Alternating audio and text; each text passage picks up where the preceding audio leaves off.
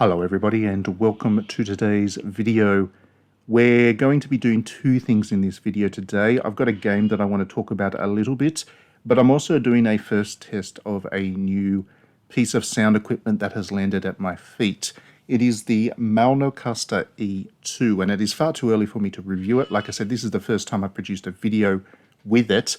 I have no idea if it's going to be any good or not, but it is the full set. It is a microphone, it is the sound card, and all the bells and whistles involved therein. I haven't actually had any of this equipment in the past.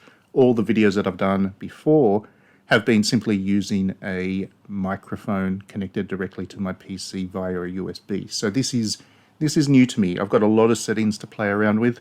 There are a lot of buttons and things to press here, and I don't know what they will do just yet, but I did figure out how to just make a simple recording, and that is what I'm doing here. Do let me know what you think of the sound quality of the voice that's coming through to you. I'm going to be playing around with this over the next bunch of streams and videos, so you're probably going to hear a bit of a variation from one video to the next, but I'd be very interested to hear what you think. If you think it sounds better than the previous microphone that I used too, and yeah, we'll go from there. I'll have a review up in the next couple of weeks once I've got to full grips with this device.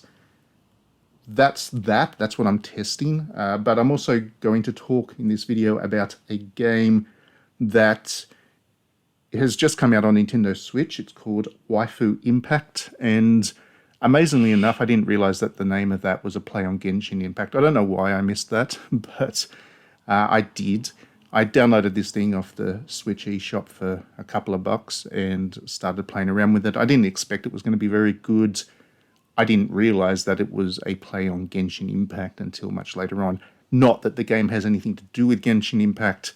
It's obviously just trying to play into the name of it. But there are some, well, I guess there are some vague similarities. I mean, it does take place in this open world kind of island thing that you explore around.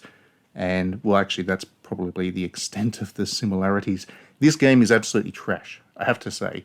I will probably do a review on digitallydownloaded.net simply because it'll be clickbait SEO work, and it'll be another 0 out of 5 review, I imagine. It is just terrible. There's nothing about this game that redeems it. So what you do is you select one of, I think it's 7 or 8 different characters. You only have one to start with. You can unlock more as you play, and you just wander around this island looking to collect stars and shooting water pistols at the other girls that pop in at random. The game is trying to sell the whole sex appeal thing because they're all dressed in swimsuits, and that's it. And as you collect stars, you can unlock other characters. Each character has their own weapon. One has like a sniper rifle, one has a shotgun. It's all very standard stuff, but you do the same thing with those characters as well.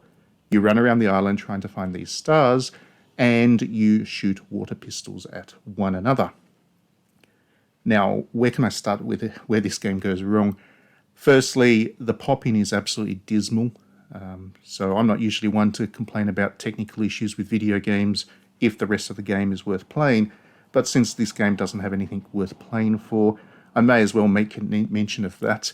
Grass pops in a couple of centimeters away from the character's feet. Their textures are just non-existent until you're right in front of them, and it very much feels like one of those old N64 games, really. But where the N64 games tried to hide this stuff with fog and whatever, this game doesn't do that. And it's just a throwback to the past of technical issues that games had, the difference being that today they shouldn't be there. I can forgive N64 games being early pioneers of 3D video gaming, but I can't forgive this one for that. So that's a big issue. The game doesn't play particularly well. Like I said, the enemy girls pop up out of nowhere and they giggle at you and then they shoot a water pistol at you badly. You shoot your water pistol back and the aiming's not very good. It's a bit twitchy and sticky, but it doesn't really matter because the AI is terrible and they just kind of stand there and they let you shoot them and then you defeat them. There's no reward for doing so. They're just there as an obstacle on the way to collecting the stars, except they offer no challenge and they're not very interesting. The stars themselves are fairly well hidden around the island, which is fairly large. There are 25 stars to collect from memory as I sit here and record this, and those stars can be in difficult places to reach. You'll need to probably climb up the mountain that's on the island to look around and see if you can spot the stars in the distance. Otherwise, you just need to go to kind of conspicuous places because they'll probably be there. The first new character that you can unlock costs a couple of stars, and then the next one costs more, and so on. So by the time you've collected all 25 stars, you'll have all the characters, but there's no point after that because there's nothing to the game. All you do then is just pick your favorite character and go around shooting other characters at random. So that's basically the whole game. There is no narrative to it whatsoever. Doesn't even try and tell a story, which is a problem, I guess. I mean, I know this game is trying to sell fan service, and that's kind of the point of it, but I prefer to have some kind of narrative there because that gives the characters personality. I didn't even realize they had names until I just happened to spot it on the character select screen off on the top left-hand side of the screen, and I certainly didn't remember the names of the characters after I'd unlocked them. So if I can't even remember the names of the characters, then I'm probably not going to be that interested in the fan service because fan service implies that you're a fan of the character in the first place. When I say that I enjoy the fan service of Dead or Alive Extreme, for example, that's because I like Murray Rose, I like Hitomi. They don't have hugely in-depth stories because they come from a fighting game series, but they have personality and they have names that you remember. Then you have your favorite character. So when they pop up in a beach volleyball game in their swimwear and you can dress them up in various swimsuits, it kind of matters. It's enjoyable because you're a fan of the character. That's the point of fan service. This game doesn't do that. It doesn't have any reason to care about the characters. What else can I say about this? With no narrative, there's no sense of progression. Like I said, once you get the 25 stars, that's it. There's no reward screens. You just kind of get dropped into the thing and left to wander around. There's just no depth to it. There's no reason for this game to exist at all, really. And it kind of annoys me that this stuff is on the Nintendo Switch now. I am all for Nintendo having fan-servicey stuff on the console because the other consoles are becoming less friendly to this stuff. Even Steam is becoming less receptive to it. So the fact that Nintendo is opening its doors and allowing these kinds of games to be there is a good thing. But just a couple of weeks ago, I played a game called Hentai Uni, which was just a tile-swapping puzzler. If you could call it a puzzler, it wasn't really puzzling. A tile-swapping thing with random anime characters there as well. And they're drawn terribly. They're not interesting characters. The art in them is just terrible. There's no reason to play these. If you're going to make a fan service game, you've still got to give people a reason to play it. And Nintendo being so open to this stuff is starting to allow a lot of this really unpleasant stuff onto it. And of course, you don't have to buy these games. You don't have to play them. But they do take up space on the Switch eShop. And we're not exactly getting that many great games that are heavy on the fan service. At the same time, there's a couple coming up. There's Seven Pirates H, which looks great fun. So it's coming. East Asia Soft in general is doing some pretty good stuff with fan service on the console. But yeah, it's just pointless.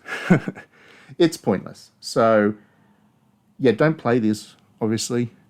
I've shown you enough. What you've seen here on the screen while I've been talking is pretty much all you need to know about this game. Don't play it. The only reason I'm doing this video is really to test out the Maonocaster E2.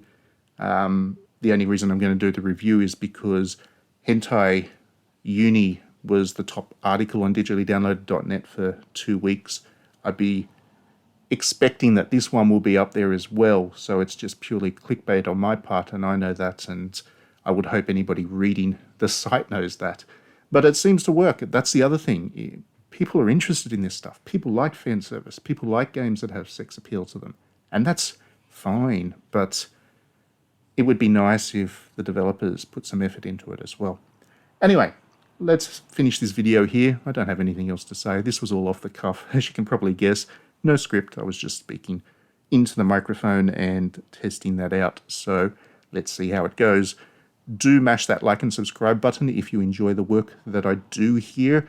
and want to hear more of my voice. I don't know if that's the point to follow us on digitallydownloaded.net, but I do have opinions, and I do like to think that I say some pretty cool things about video games from time to time. So if you enjoy my thoughts and insights, then do subscribe. If you want to support what we're doing, then you can do so by backing us on Patreon. It costs $1 a month. That's it. More if you want to, of course. If you want to be generous and really support us, then you can. But just $1 a month will get you in. And you do get a 56-page monthly magazine, which is all about Japanese games, art, film, literature, music, the works. And it's quite interesting. And I do think people enjoy that. So that is a bonus for just supporting us on Patreon. Do that.